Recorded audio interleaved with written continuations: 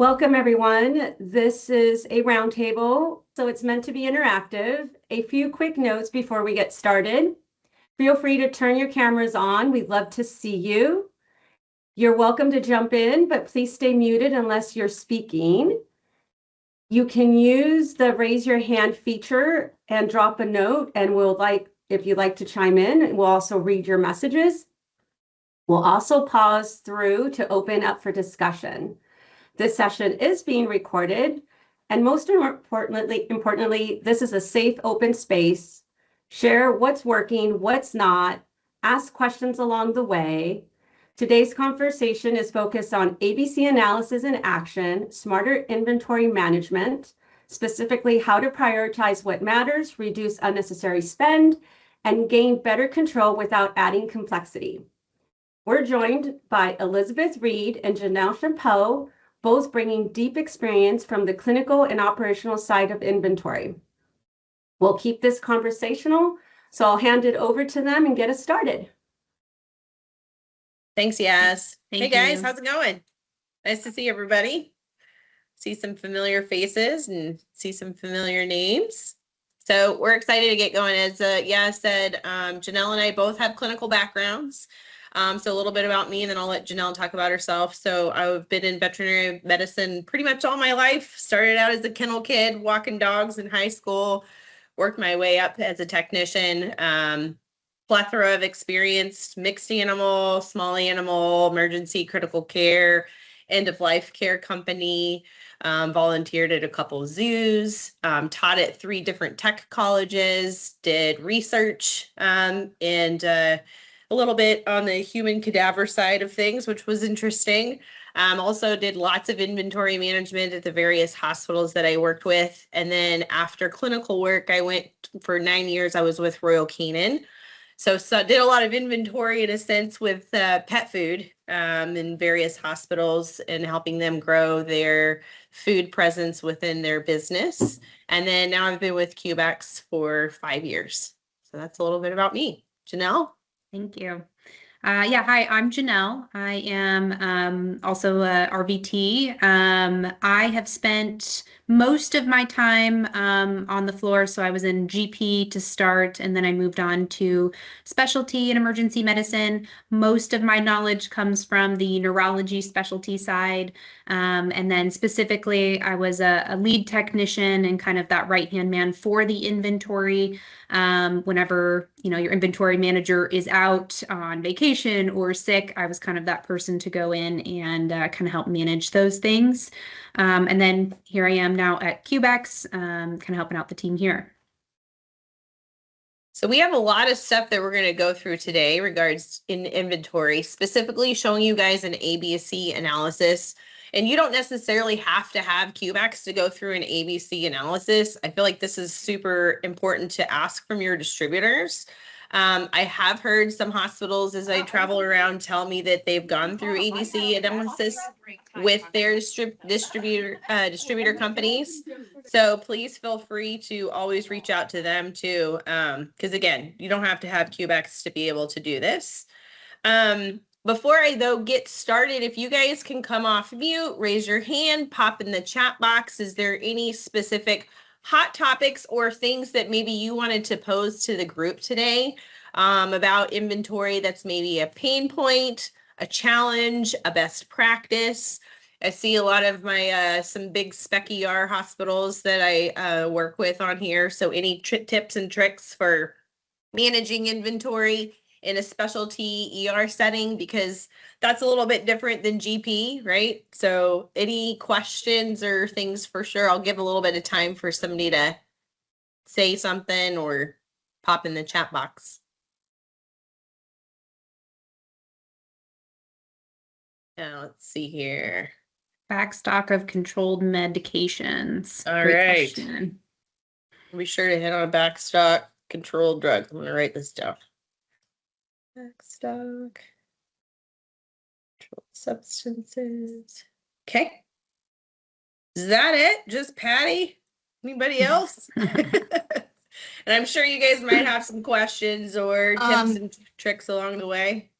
It won't let me type. my Oh, question. interesting. Okay, well then I Okay. guess you'll have to talk, Stephanie. Sorry. Oh, okay. That's fine. I just wanted to make that a point. That's might be why no one else is typing if they're not Weird. able. Okay. Yeah. I'll say one thing for me is just spec ER, so lowering COGS while also trying to maintain the constant influx of patients and trying to figure out what is the sweet medium of, lowering COGS while also like not running out of supplies is probably Yeah. my biggest tackle. Yes, for sure. Hey, Sarah, good to see you. Good to see you. All right. Thanks for the brave souls that have spoken up. Anybody else? I guess since I already talked, my biggest problem is compliance with staff. We just got a massive supply bank with CUBEX. Okay. And they've been doing well, but it's the lag of they have to let the machines talk. They have to go through my treatment sheet of Instinct. Instinct is not a good fan with CUBEX in regards to Instinct doesn't allow dual integration. So we've had a little issues with that, but we've worked Okay. around it and it's fine. My CUBEX is never usually the problem. It's the human error. And then, like she said, I don't get my COGS numbers because they don't tell little old me those numbers. I want them to run it, but they still don't. And then trying to manage about 14 doctors of who wants to practice what kind of medicine with what specific drugs has been my other big push, as I've lowered and focused in on what we actually carry. Okay. Awesome. Well, yeah, we can do. Zachary also mentioned Yeah. he is got the lucky new job of being a second week in to inventory manager. So I'm sure that you're learning everything as you go, Zachary. So great place to start for sure. And then Marissa, you mentioned seasonal changes and stocking requirements, which I think a lot of different industries have. I'm thinking especially large animal medicine when it comes to those seasonal items being kind of a pain point there. And then somebody else said, yep, spec ER, different beast with those different medications. For sure. Perfect. Yeah. And then just some CUBEX points as well, which we will get to at the end. Really, we're wanting to keep this more about just inventory in general and see if we can help out there. So yeah, let's go ahead and get rolling. Yeah, so let's just start about like fundamental concepts. So thanks for, I think it was Stephanie that mentioned about they won't give you COGS. So for some of you other people out there, I'm going to go ahead and share kind of a best practice on how you could kind of calculate COGS on your own without them necessarily getting you your specific percentage, but just in a rough estimation. So COGS is cost of goods sold. So it's really understanding how your business breaks that out. Sometimes we see things aside from just cost of goods. So they're like, what are you buying for your inventory items, your white goods, your pet food, like all the things that you're purchasing in hopes to sell. So how you could roughly estimate it is if you can figure out how much revenue your hospital is generating monthly. So a lot of times you can just easily pull that in a report in your practice management software. And then you would see then how much you're actually spending with your vendors. So if you're not on VetCove where it's all grouped together, you would want to look to see, okay, how much am I spending with Covectress? How much am I spending with Royal Canin and Hill's Pet Food and just all of the things? And then just do some simple math. So your revenue then is then looking at dividing that into how much you're spending, and then it'll give you basically a percentage. So ideally we want to have it somewhere between 8 is like really low, 8 to 20% is a little bit high. So that would be how you would roughly calculate it. So if your hospital was generating, $1 million a month, just for easy math, then if you wanted to keep your COGS at 10%, then that means you should be spending 10% of $1 million, which would be, does anybody know the math on that? Chanel, what's 10%? So it's like $10,000, right? 10,000, yeah. Yeah, that's what you would want to be spending on all of the purchases. So if you can look and say, okay, well, I'm spending $30,000 a month on supplies, then that means if your COGS are at 10%, then your revenue should hopefully be at 3 million, right? So that's kind of how you can figure it out without maybe them necessarily giving you a percentage. Now, I will say for some of you guys, sometimes you have other services that are lumped into your COGS breakout. So that's the why of it's really important to know how does your hospital kind of judge COGS in a sense. So sometimes I see end of life care in there, or lab supplies also in there, or outside labs sending stuff off to IDEX and Tech. So really looking at what is the stuff that me, Sarah, Stephanie, whoever, Polly is managing, what do I have impact on? Because again, some of that stuff, like how much you're getting charged from Antec or IDEX or end of life care company, that's not necessarily something in your influence. So being able to parcel that out and really be able to tell how much you're spending. So hopefully that helps a little bit for some of maybe the newbies. And then for those that are not quite privy to what is your COGS percentage, you could figure it out that way. So the other thing too is, again, I don't want to just say, use CUBEX for inventory, because I know not everybody has CUBEX. So there are other systems out there to help you manage ins and outs. So how fast are you burning and turning your specific product? I've seen a sticker system, right? So you have different colored stickers to tell when you're rotating stock. So maybe each month has a different color. And sometimes you can use a different color to manage when stuff is coming up to be expired.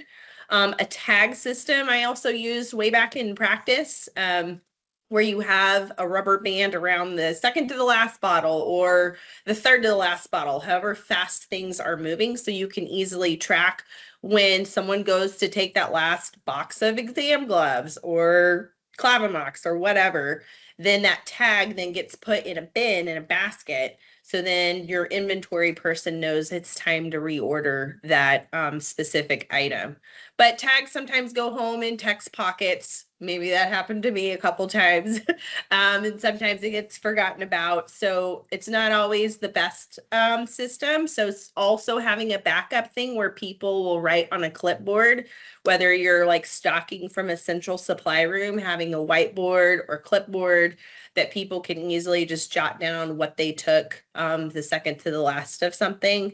But I know we also kind of talked about how compliance can be hard with staff.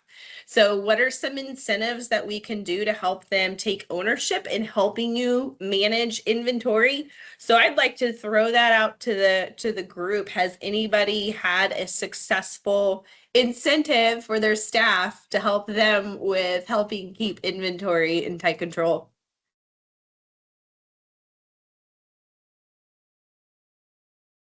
So it's not really an incentive. It's more of a voluntold type of thing that happens. So Spec ER, we have over 400 employees, just to give like reference for everyone, and 3 locations. So, and I manage like all 3. But anyways, so how we do that, and we just recently switched from Cornerstone to EasyVet, which EasyVet will not maintain our inventory. So we're kind of doing a combined group of effort with maintaining inventory, because we went from full software with Cornerstone to nothing with EasyVet. So that has been a change. And then we added a bunch of CUBEXs. So thanks, Elizabeth, for that. Pharmacy is all managed with CUBEX, as well as oncology, just because their drug load is like very high. And we needed some like true in and out versions of that. But the rest of our team doesn't manage that way. So depending on the department is how they manage their inventory. So I have a designated inventory personnel per department. And then they are the only people that can request things. We still have access. We own the Cornerstone server. So we still use Cornerstone for managing inventory. So they are actually doing a manual, I want this on order, this is how much I'm ordering. And then we also have a SharePoint that we just started. So Microsoft Nice. SharePoint, we created a form, Mhm. which has been really helpful for like in and out flux of like when has your request gone in for like a new medication or new equipment. And then everyone can kind of see like where they're at in the pile of things of requests, which has been really helpful because that was like one of our biggest like problems is like from like my purchasing staff to like all of our teams, they were really like, I don't know when this was ordered and I don't see when it was ordered because I'm not the physical person ordering it. And so that was like a big communication win for us this year. We do sticker our medications and medications only. So everything gets dated. So per year, they get a specific colored sticker per year, just so that we can keep up with that because like our bottles sizes are quite larger than most people's. Yeah. And so we try to keep that going that way.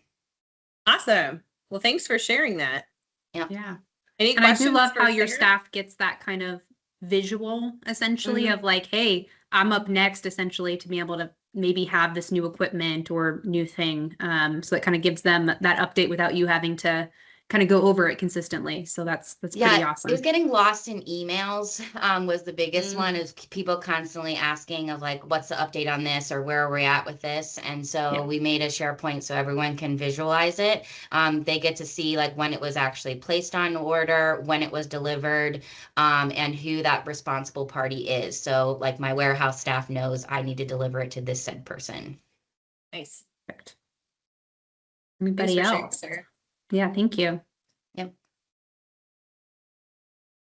I have one that was kind of a little tip and trick. Early on in my GP days, we would use the tag system. And the hardest part of the tag system is obviously getting that tag then to move to that bin to get those items ordered. And so they would keep candy in the bin in which you would be able to put that tag. So it was kind of like a little midday reward is, oop, I grabbed the last thing. Now I get a piece of delicious candy. And they always chose like really good candy. So it wasn't like little fun size things. It was actually like full candy bars, things like that to Oh, kind of nice. keep us putting it back in that bin. So that's one way. Yeah, that's a good incentive. Any other incentives that people have done to help with your staff taking part ownership in this? There's actually I'll also share too, while anybody else is thinking on sharing, is specifically some incentives with Starbucks gift cards. So again, would really take some getting metrics from your leadership and seeing where your COGS are at and seeing if you guys can drop them by a certain percentage by a time frame. So say if you started, tomorrow, May 1st, and may try to drop them by 2 to 5% by July 1st. And then everybody gets, $40 Starbucks gift card for helping take ownership in that. Because another thing too that can really affect COGS, and when I go through hospitals and kind of look at how they're managing inventory, we are hoarders as technicians. Technicians are hoarders. They like to go grab something from the central supply room and then stuff it in a drawer. So this one hospital I visited one time, the end running joke was there was over 60 of one specific type of blood pressure cuffs because different techs from different departments kept coming to the central supply room and saying, oh my gosh, I'm already almost out of this blood pressure cuff. But in actuality, they weren't, and they were taking a couple and then hoarding them in a drawer. So sometimes doing just a spring clean or summer clean or fall clean and going through all the drawers, making it, like a team effort to basically restock your backstock room from the floor of all the things that have slowly gotten hoarded over the months, can also be a driver of finding missing inventory. Anybody else? There's some really cool photos in the chat if everybody Yeah. wants to take a peek at those of like different pharmacy tags that they use. Really, really great ideas. The little stickers, those are there. Great. Card system in addition to the want list. Well, those are great. Yeah, thanks for sharing. All new hires are shadowing with inventory for an hour to see how and why it's crucial to let them know when we are at the minimal level. So Everything's good. labeled. So Yeah. good. Right. Inventory Alley's been really helpful in dropping our COGS, but still struggling with running out of things when there's a rush on something. Yeah. That can be a challenge. Yeah. So we can go into looking at the ABC analysis so you guys kind of have a feel for what this is, how you can utilize it within your hospital. Again, if you have CUBEX, this is something as a follow-up that we can do with you. Or if you don't have CUBEX, you can absolutely, again, ask your supplier for those metrics. I'm going to go ahead and share my screen here. Perfect. Let's see. Can you guys see this? Fun Excel here. Yep, we could see it. All right, perfect.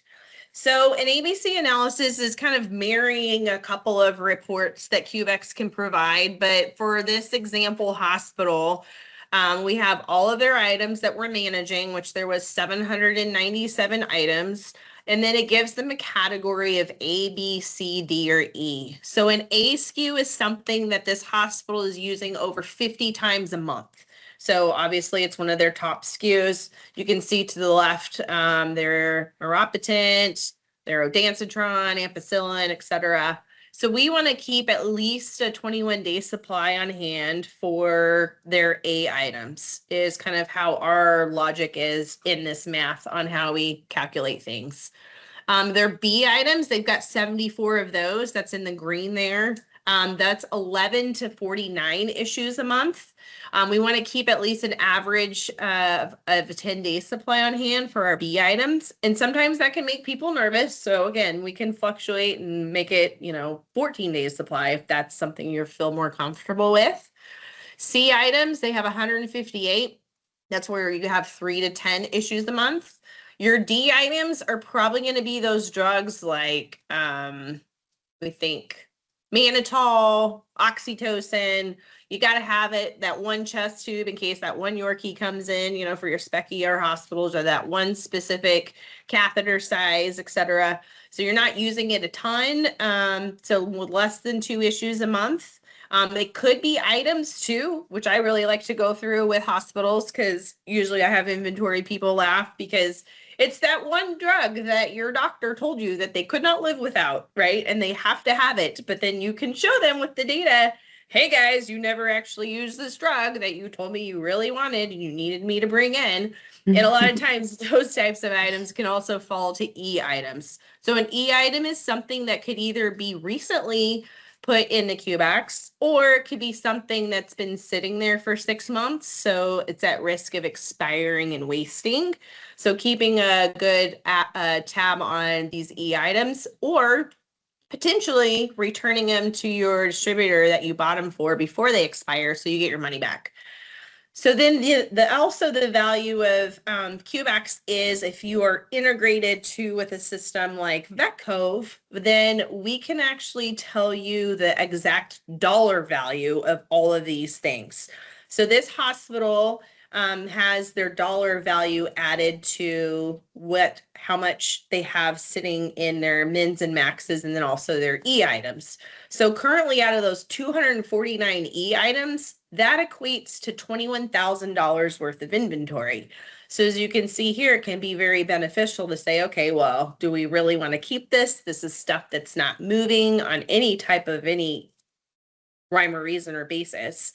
And then also looking at your mins and maxes, which does go into that question that we had about seasonality of drugs. So there's ways that we could help you guys sort this. So if you're like me, I'm in Texas, we have seasonality to, Genesis spray, Temerol P, ketoconazole, atopica, all the allergy meds. Some of you guys might have more seasonality with preventatives, right? You might not have people that do flea and tick year round. You might have it just do it during the warm seasons. So we can also help you look specifically at seasonality of drugs with doing an ABC when your season starts to ramp up, and then when it starts to fall off, to kind of monitor trends of how much you should keep on hand. Because mids and maxes it's not always a science. Sometimes it's an art, right? Knowing when to adjust those specific levels. I always tell hospitals too, if you gain or lose a major producer, as in like a surgeon, a full-time doctor, that's also when you want to kind of review this. So we do ours in a running 6-month trend. So all the data that I'm going to show you is over 6 months. You can do smaller snapshots in time, but that way you can say, all right, well, let's look at the seasonality of our allergy meds, right, for a hospital in Texas. Then you could look at how it's going from, March to September. All right. So any questions there? Janelle, just let me know. I would say the one thing that people don't always think about when they're thinking about those D&E items are necessities that maybe you can't get rid of, which is going to be your items in your crash cart. So there's a lot of things in there that you almost never use. However, you have to have them on hand. Or I'm here in Arizona, but some of our, Texas is another great example of that anti-venin. You may never use it, but what if that patient walks in? So again, those are going to be those D&E items that you obviously have to keep on hand and just kind of take the hit when they expire. So there's definitely those cases as well. Yes, Stephanie. I did want to say what I did with those, just as a suggestion, is I lowered the size bottle that I did. It might have changed the concentration to a touch, but I did discuss that obviously with my doctors and they were fine with it. So like my Depomedrol, Solumedrol, all those kinds of things that I literally will expire on the shelf, but we need to have it. I just changed my dosage a little bit and the quantity of bottles so that I'm still cutting my costs, but at least I have it. If it does expire, it doesn't break the bank too bad. Great idea. Great idea. And that's a good point, because a lot of times we're like, oh, I want to order the 1,000 count, right? Because it's cheaper. But in the long run, is it? Because if we end up wasting out 800 tablets, whereas if we just got the 100 counts and maybe scripted it out, 100 at a time, just slap a label on the bottle, you're also saving staff time from sitting there. I hated this as a tech and counting out 500 tablets. Bane of our existence. Yeah. Yeah. Because you also have to think about efficiencies when it comes to staff time. But yeah, great point, Stephanie. All right. Anything else in the chat? Janelle? No. Oh, there is one from Polly. It could have been from a little bit earlier. It says, is there a specific report on CUBEX that we can run to get these values?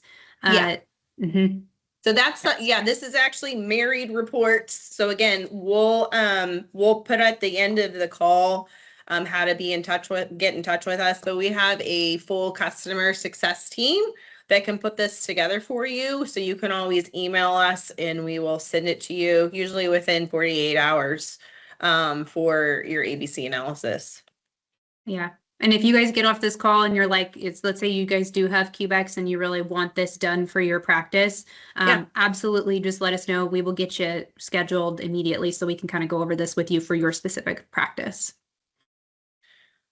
Okay, so what's fun is you can actually sort by cabinet. I've actually hidden some things. You can see here, this column starts at F, so A through E is missing. But you can sort it by cabinet. You can sort this by A, B, C, D, or E, or backstock.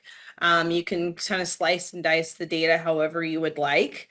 So I'm going to go ahead and just go through this first line as an example. So hopefully you guys can see it. If not, you can actually blow it up yourself. I think on the bottom left, there's like a plus sign. So if you need to zoom in, you can on your own screen. Gabapentin 100 milligram capsules. This hospital, it's like one of their #1 SKUs. Their average daily issue is close to 80 tablets a day. Peak issue quantity is 300. So peak issue quantity is what is that max dose that my vet or tech got out of the CUBEX in the last 6 months. So somewhere as they were trucking along, somebody counted out 300 tablets of gabapentin. Their current min and max is set to 1,500 and 2,000. CUBEX will also give you a recommendation literally based on your usage. And then also, again, for those 8 items, keeping at least a 21-day supply on hand. So that's the logic that goes into our recommendation. We also have a nice column here in yellow. If you want to mass update your mins and maxes, you would just fill this column out and then send it back to us. And then we'll mass update your CUBEX database. You probably, if you do, again, do this with your distributor, it might look a little bit different, but they're going to be able to tell you all of these same sort of metrics. Bulk order quantity is how the drug comes. So again, this hospital is ordering a 500 count order quantity. If you were to change that and say, oh, I'm going to start ordering the 1,000 count tablets and you update that on here, then it's going to adjust your mins and maxes literally based on bulk order quantity. So you can see that here. So the next one I like to always show too is your E items. So these again are the items that maybe they just don't carry it right now. Maybe it's on back order, so the quantity on hand is at 0. But this Odic gel is an E item. They have 19 of them. So that would be something that I would say, hey, if you can return it to your distributor before it expires, because this is something that's probably just been sitting here for 6 months. The bulk order quantity isn't filled out, but if we said, okay, it does come in a 1 count, then maybe we only need to keep 1 or 2 on hand. But I would probably bet that their veterinarians are reaching for something else instead of this Odic gel. Maybe they have a new preference for treating ear problems with something different. So this is where it's really good to kind of highlight those things. And at the next doctor meeting, say, hey guys, are you sure you want to keep this? Because it's been sitting here for 6 months. Nobody's using it. What do we want to do? And have that discussion piece. So then we want to look at kind of middle of the range items. That would be C, D items. These guys have obviously a key in the CUBEX to manage the stuff in the refrigerator. So if we look more at like Cytopoint, their peak issue quantity for a certain strength is 3 mLs. The other one is 1 ml. Current min and max is set to 5 and 10. Again, based on their usage and based on keeping, B, C, and D items closer to like a 10-day supply on hand, we would recommend their mins and maxes be decreased a little bit. Any questions? There was a good point. Yeah, there was a really good point that they put in the chatter, which is in Spec ER, having large volumes of meds prescribed out at one time makes it difficult to keep some meds on the shelf. Mm-hmm. And then there was another comment here. Obviously, it is a balance. I work in Spec ER too, and most of our ER doctors only prescribe out 7 to 10 days worth of meds and make the owners follow up with their primary veterinarian to get refills for the other medications as well, which definitely sometimes you have to ignore what your maximum should be based on some of those medications, right? Because if you have, the gabapentin is a great example we went over earlier. If you have every other patient essentially on gabapentin in a lot of your spec ERs, you're going to probably want to keep a lot more on hand for that drug, but not as much on hand for a different drug. Or yes, you would be forced to kind of prescribe out a little bit less so that you don't have to keep as much on the shelf. Definitely a check and balance there. Yeah. And that's why this peak issue quantity is really good to look at, because that shows like the max dose that your doctors have prescribed. So, maybe it was a Great Dane that got this, 120 count for furosemide.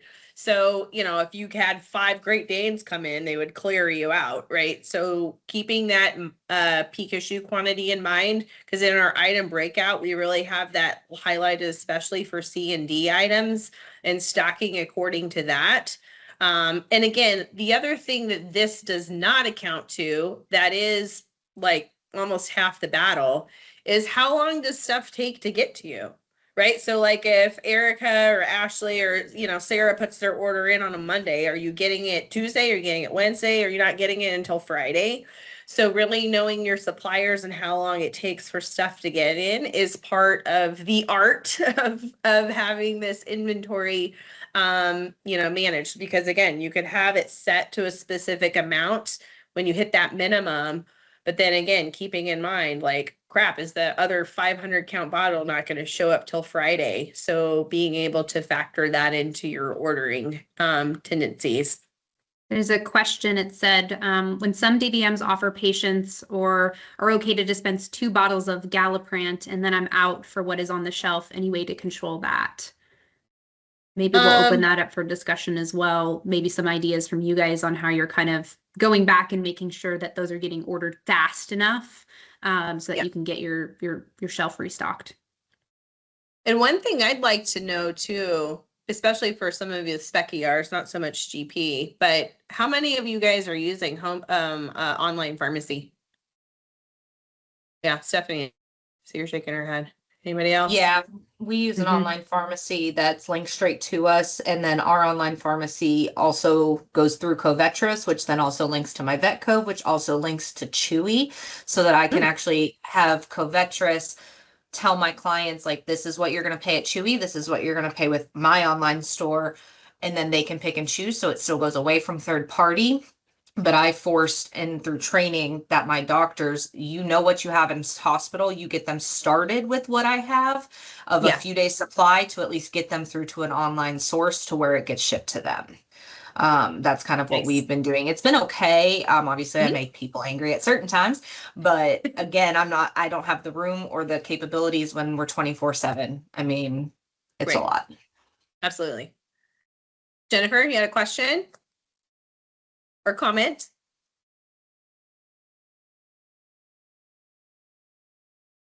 Jennifer Kleinbach. I think they were raising their hands to say that they also deal with that. Yeah. Okay. Or Sarah. Sarah, did you have a question? Okay, just raising hand. Perfect. Okay. Sarah's hand went down. All right. Good points. Let's see. Anything else that we wanted to chat on before I kind of pivot subject matter on, or subject topics on inventory? Sorry, Patty, my keyboard won't let me type back, but our online pharmacy is Covetrus, so it's VRX Pro. VRX Pro, I'll write it down. Okay, there you go. Backstock of controlled drugs. So a couple of people had mentioned that and how to talk through that. So you guys, I'm assuming if you have CUBEX, you have active stock, you have backstock, but sometimes we have so much fentanyl, right, for your big hospitals that it doesn't all fit, right? Or you have to have multiple safes. So the first thing with that is, again, making sure that you're looking at how fast your guys are burning through it, which again, you can utilize your practice management software by doing a invoiced items. So how much fentanyl have you sold in the last 6 months? That's again, assuming that you've charged the clients for every drop that you've dispensed. But you could look at it that way and see how fast you're moving a specific item.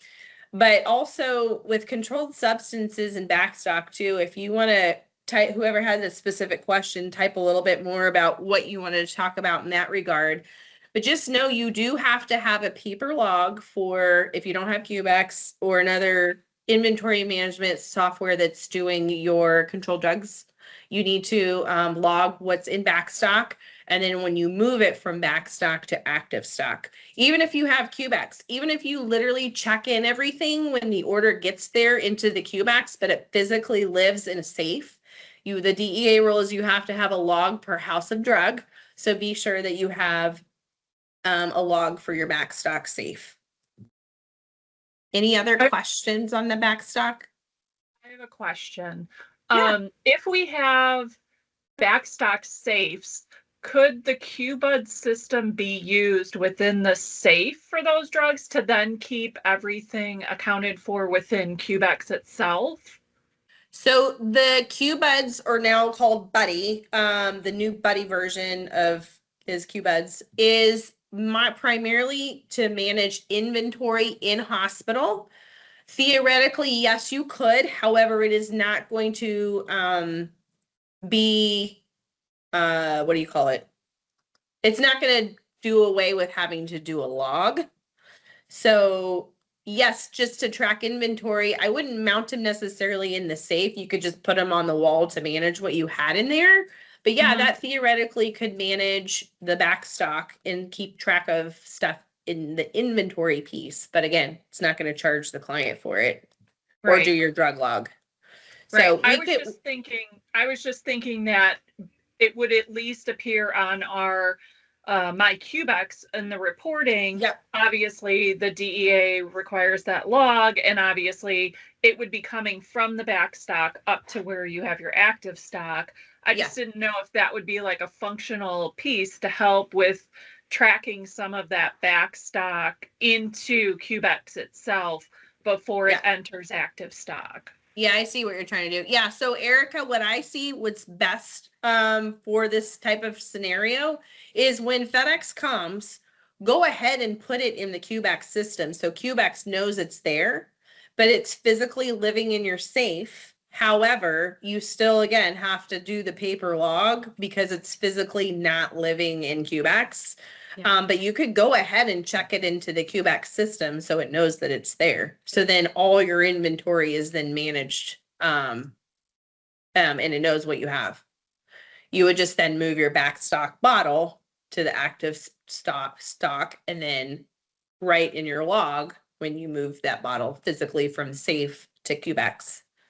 Does that make sense? It does. I just wondered if we don't use it here at our location, but I've had other people ask because I help with different DEA stuff within our organization. And I just wondered, because like I have the newer CUBEX tower, so I have backstock drawers. So I didn't know if the buddies would work the same way, where you would then transfer it from a buddy to the active stock, because we've always been told you don't want to log everything into your active stock if it's kept outside of your main active CUBEX. So I didn't know if it would work a similar way where other locations maybe don't have enough room in their towers for their backstock, or have to have safes just because they're not as big, so their cabinets aren't as big, essentially. Yeah, and we can talk offline on another time about kind of how you could manage that, more kind of ins and outs of what you're looking at trying to accomplish. Okay. Backstock logs, AHA books are great for the unopened container log. Usually if people don't have one, I usually just send them a PDF of literally a snapshot of that unopened container log from AHA. Kayla buys... Oh, go ahead. There was one from Patty that mentioned she's, I think, just wanting to know how are other practices, huge spec ERs managing controlled drugs from backstock management, assuming outside of a CUBEX solution. And I've heard a few things. I spend a lot of the day on the phone kind of talking to practices that are in that position. One of the things I hear most commonly is they keep a very large, like gun safe, if you will. Sarah's got a couple. And honestly, that definitely locks them down. And then from there, they just move that over to their current in-stock uses and the different lock boxes that are probably throughout the hospital.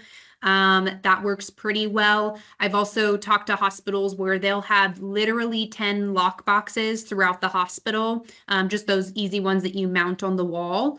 And they keep different books for each lockbox and just kind of manage it that way. So I've definitely heard of that. If you guys have any other ideas, maybe outside of CUBEX, to kind of help Patty out, let me know. Yeah, I was just going to say I use a giant gun safe. Some of the other safes, because of the size of our staff, the gun safes allow for multiple people to have access, which is nice per shift. Some of the other like controlled safes that are non-CUBEX only allow for up to 20 fingerprints, which do cause some issues, especially when we have like a rotating staff. So in RVTs, we never want to like run out of fentanyl at, 3 a.m. Yeah. So that's typically how we manage it. So we have backstock safes that are huge gun safes. That way we can put all of our drugs like within that.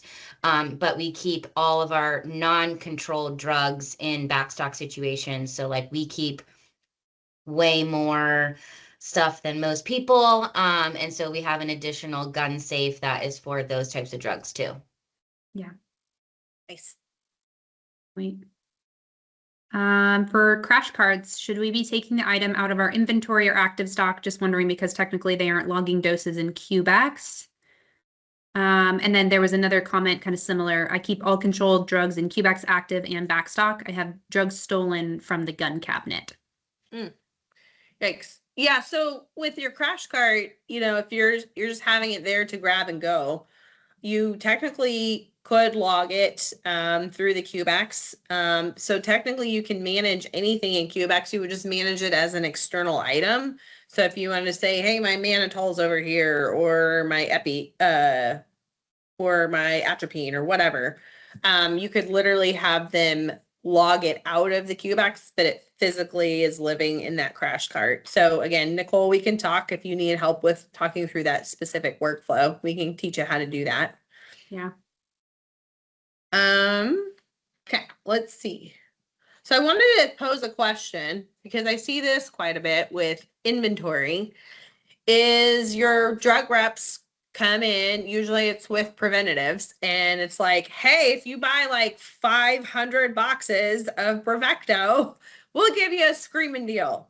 So I'd like to pose it to the teams here. What do you guys do with those types of scenarios? And is that always the best lucrative investment for your practice? And why or why not? I can speak up. I don't do it. Okay, well, why? What's your why? Most of the time it doesn't make a difference because my purchase quantity is already higher than that. So I take advantage of everything that's offered on like my account with VetCove. Okay. If there is a specific sale that I do think is lucrative, I do make sure that it matches with like what I would be ordering that week or that month. But most of the time it doesn't offer me anything like good enough for me to pull the trigger on. Okay, interesting. All right, I see some other people saying that we rarely take advantage of large purchases. So yeah, I mean, again, just if you were to look in your inventory room, or just if you don't have an inventory room and you have to restock it literally to the floor, if you just looked at all of your items sitting there and you thought with the mindset of like, each bottle is worth $40. Like that's a lot of inventory. That's a lot of dollars just sitting there on the shelf, right? And so again, with trying to have your COGS like closer to 15% or lower, you don't want all these dollars just tied up in stuff that's sitting there, especially if it's a promo and it's going to sit there and take you 4 months to go through it. And maybe your revenue dips, right, by the time month 2 or 3 comes along. So then you've just kind of overspent and have those dollars sitting there that could have been tied to buying a new piece of equipment or hiring another part-time person so you're not short-staffed. Or, God forbid the AC unit breaks and you got to use dollars for that for your hospital. So yeah, it's really good to look to see if it's something that you can maybe turn, I would say, in 2 months. Maybe some of you disagree, but maybe that would be a good spend for a discount. But kind of beyond that, we have to think, is this the best use of our dollars right now or not? Let's see. Okay. A couple of comments there. Dog food. So again, coming from Royal Canin, dog and cat food can be tricky to manage. Because I either see the clinic cat rips into it, right? And they destroy half the bags, or you have a lot of stuff that sits there and expires. So what I've seen kind of best practices, again, I know a lot of you guys are spec ER, but even for GP, is to have that home delivery and to have the first couple small bags available or cans ready to go home for that initial, 2 to 5 days worth of feeding, and then signing up on home delivery. There's also been lots of studies on signing people up for home delivery in general, not just with pet food, but that you have better compliance if you have stuff on auto ship. So again, the pet is more likely to stay on that prescription diet if they're signed up on auto ship versus having to come back to your hospital, you know, and drag a 25-pound bag of food home with them. So if you haven't started trying to do the small bag first and then home delivery, that can really help shrink your food area. But I know a lot of those critical cases need, you know, your GI low fat, your tube feeding stuff, your AD, maybe a urinary diet also, or pancreatitis, you know, diet, GI food. It's also about like where you're living as well. I mean, we have to take into consideration that a lot of these more rural clinics, so say that you're not in this big city, there's absolutely going to be certain members that want to come into the office, typically maybe some of your older community, they want to come into the office. This is their day out to be able to go and get that food. So still keeping a small amount of that on hand, and maybe even writing down those special clients that tend to come in every month for their food nonstop. Maybe just always having a bag of that in the back specifically for them, and then the smaller bags alternatively, so that you can get people started on these different diets and then have them, you know, continue ordering from there, because like we were mentioning, the margin on these, not great. And so keeping that on your shelf is just money sitting on your shelf. Yeah, I also just recently we had a lot of food expiring, so we switched away from all of the big bags, and so we only keep a 4-pound bag for cats and an 8-pound bag, or I think it's 8 or 15-pound bag for dogs. But whatever's the smallest capable option is all we keep, just so that we're not running out of, you know, one, we use it in house, but we're not running out of it because it's expiring. Yeah. There was a little tip in the comments in case anybody missed it. Purina offers first bag free, then coupons for their first online order. So that could be a cool perk to getting people to sign up. Yeah. And if you need some tricks on how much, you know, clients are like, I don't know how fast he goes through food. So again, I just remembered from Royal Canin days, a pet will eat half their body weight in kibble per month. So if it's a 50-pound dog, then they're going to go through about 25 pounds of food in 4 weeks. You know, granted, as long as you're not overfeeding or underfeeding. So that's a great recommendation for your clients, or even just tell your staff members like, hey, if you need a receptionist, if you need help with making a recommendation on how often they should have food shipped to their house, half the body weight in kibble per month. Waste cutting ideas, and I know we've got about 6 minutes left. I do want to talk about waste. What do we do to help minimize waste, whether it's stuff expiring or stuff just sitting there, and then you know, we have stuff gets dropped or mishandled. Like, how are we handling that, and what are some best practices that you guys have implemented to minimize waste aside from like the rotating stock?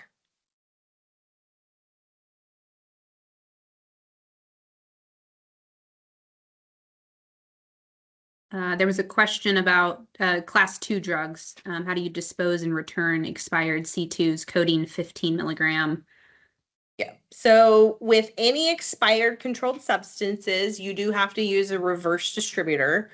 You can't, unless you've contacted the DEA, which I would never recommend, and obtained written permission to self-destroy in like an RX destroyer jug or a drug buster system that you can order. You have to mail it to a reverse distributor. Sometimes your sharps container people will do it. I've seen some people's cremation companies also will handle it, but you have to handle it with a reverse distributor. They will send you a DEA Form 41 that is filled out that shows that everything that was destroyed and rendered unusable. So keep that in your controlled substance binder. Federal rules are 2 years. If you have a state that has stricter rules, you must abide by that. But yeah, you have to send those off. But One thing that was mentioned that I also want to bring up is that anytime that you're keeping tablets of like codeine, things of that sort, Carrying less of those on hand and only sending home a maximum of a few days worth of that drug could also help as well. I'm not sure how much of that you're tending to send home, but the more of that you send home in bulk obviously is more concerning for the client, but also just in general, having those expire on the shelf could also be kind of a hard point with them being controlled substance. Yeah. And again, I think a lot of times is just when you have stuff, and you guys see it more than probably your doctors, but as you see stuff waste or expire out, not just reordering it, right? Like having that time set aside at a doctor's meeting to go through like all of the things that you saw get wasted out, saying, guys, do we still need to carry this? Are we reaching for a different preferential drug? Is it something that Dr. Joe, who no longer works there, had you order as a special thing because they wanted to keep that on hand, but now, you know, they're gone. So really having those conversations, at least quarterly, for those types of medications. Jennifer, you have a question? Yes, I was trying to get some clarification on something with Sure. wasting controlled drugs or, you know, sending them to a reverse destroyer. We will waste the controlled substance. Let's say it is fentanyl. We'll mark it as waste inside of CUBEX, and then we'll put it in the container so that we could send it out. Somebody at some point mentioned that they heard we're supposed to keep an actual like written log as well at what goes in the bin, or is what we've logged as waste inside of CUBEX sufficient? Yep. So there's two types of waste. So there's expiring waste, and then there's the day-to-day waste for like, you know, the fentanyl example. I drew up 3 cc's of fentanyl for Fluffy Smith, and I only used 1 cc. So I got to waste the other 2 in your RH destroyer jug. And then you document the waste in the CUBEX. So the waste that you're documenting, as long as your teams are documenting and going back, finding Fluffy Smith, finding his fentanyl, wasting the 2, that is instead of having to do a paper log. Now, I always like to say this is federal rules. I'm not going to be able to promise that I know all of the state rules. So you have to abide whatever rule is strictest. So federal guidelines, if you guys are wasting in the CUBEX, that is sufficient for a waste log, because the DEA wants to see what happened from womb to tomb on that specific bottle. So if you're documenting through the CUBEX of everything that was taken out or wasted and used for every pet from when you guys got it in the building to when it was dead and empty, then you're good. Now, again, to check with your state, Jennifer, maybe you have different rules for your state to where the state wants to see a specific written log. But we have a team that helps us with controlled substance compliance that knows state rules way better than us. So if you need some resources, I can send some your way. Yeah, and there were some other questions about that too. Yeah, so dispose expired controlled drugs separate from, so if you use a reverse distributor, they will handle all of that. That's part of what you're paying their service for. So they will give you the forms and everything that you have to fill out and destroy it. Yeah, for Texas. Cool. How many clinics charge owners for wasted amount? That's a great question. Does anybody go ahead and just raise your hand on the toolbar there if you guys charge for stuff that's wasted? A lot of times people still will charge, like if you drew up 20 cc's of propofol and you only used 15, they'll charge the full 20 mLs. I think that's fairly common from what I've seen. Open bottles and controls that expire in the CUBEX, destock to waste, and then dispose in the RH destroyer. I'll pitch that to you, Janelle. You know a little bit more about how to destock. For Polly's question. Yeah, let me read this question, make sure I understand it. So expire in CUBEX and you destock to waste. Is that good enough for logging? I would say some of these questions, rather than maybe answering them on here, we do have an external resource to kind of help with some of these more controlled substance questions. I don't want to say something that is incorrect based on your state or area. In general, yes, if you waste that medication, it should be good enough as long as it's done through CUBEX. However, I don't know which medication we're dealing with here. I don't want to promise that we know exactly what that is. So if you do have questions, please let us know. You can call our support line and we can always get those answers to you and talk to the people that have a little bit more knowledge on the state to state regulations. I'm putting my name and email in the chat box. Feel free to throw an email my way and I can put you in touch with resources if needed. Janelle, you want to share that last page? We do have a couple of webinars coming up. Some of them are actually CE. And we would love to also hear if you could put in the chat box if there's any other roundtable discussions like this that you guys would find helpful for us to go over. Please, by all means, let us know. And we'd be happy to kind of have some other ones coming up in the next few months. Yeah. So I know some of you guys might need to get back to it. You've spent your lunchtime with us. We super appreciate it. We hope you guys learned some information and I just heard some best practices from some people here and we appreciate you attending today. Yeah. Janelle, you want to share the I'm giving them a second in case they're getting signed up for these things. I can't see it. Sorry about that. No, that's fine. Yeah, so you can, sorry, Microsoft Teams got our, so you can book a conversation with us at any time. So we have that QR code here. And then I want to go back here, just make sure you guys have time to grab all of these. Hey, we're not seeing your screen, Janelle. Oh, I'm so sorry, guys. No, it's fine. Here I am just talking about nothing. Here you go. So here's your QR codes for the different upcoming webinars. Yep. Yeah, and Kelly Detweiler is a great resource if you guys specifically have DEA questions. She's who I would refer you to. So feel free to attend the meeting if you need her information. I think a lot of people already have chatted with her or know of her. I know she works with a lot of the corporate accounts. But again, thank you. Have a great last day of April. And yeah, we'll be in touch.